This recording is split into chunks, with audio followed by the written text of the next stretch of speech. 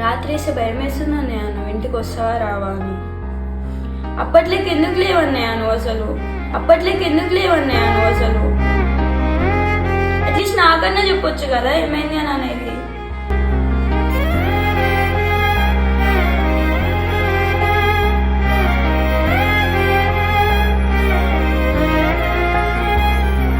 వెలుగు చీకటిలోన తోడై నిలిచే నాన్న, వదిలేసావా నన్నే ఎడబాటునా.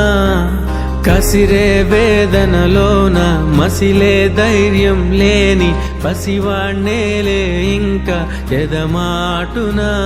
అసలు ఎందుకు అన్నయ్య రోజు రోజుకి ఇలా చేస్తున్నాడు, నాకేం అర్థం అవ్వట్లేదు. అన్నయ్య ఇలా అవుతాడని అస్సలు అనుకోలేదు.